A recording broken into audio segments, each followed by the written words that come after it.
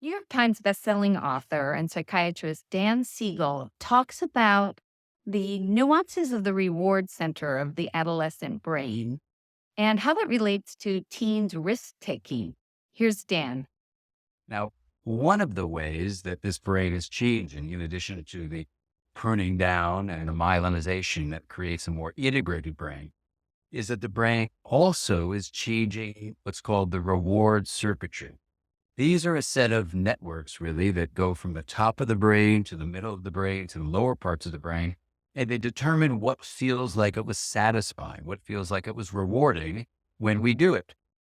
Now, what we're beginning to understand about the teen brain is that these reward circuits, which are based on a neurotransmitter, the chemical that allows the neurons to communicate with each other, to actually have an increase in the dopamine, the neurotransmitter that is being used to allow them to connect with each other. This increased release level is also accompanied in some studies by a lower baseline level. And what that means is that at rest, we may, as teenagers, feel more utsy or bored, and we need something to stimulate the reward system. And one of those things is novelty, trying something new, which for a teen can sometimes mean something that's dangerous.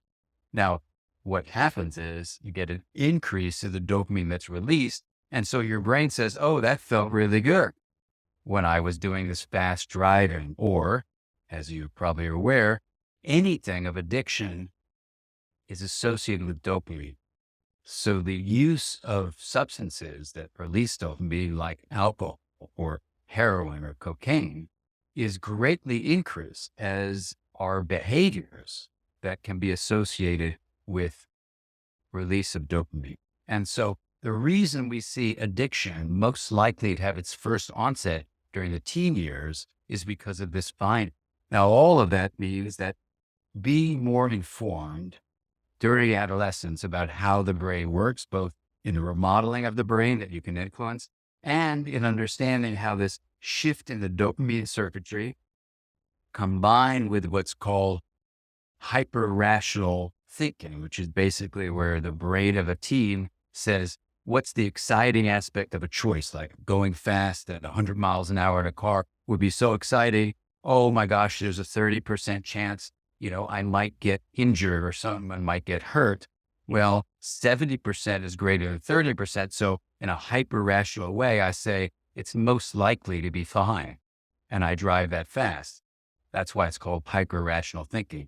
When you combine hyper-rational thinking, where you only think about the exciting aspects of a choice, and combine that with this change in the dopamine levels in the reward circuits, you can see why for some adolescents, doing risky things is actually very likely to occur and can incur damage to the individual and even to those around them.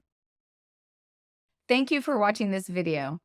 We publish new videos every week, so if you enjoy this sort of content, please like and subscribe to the channel.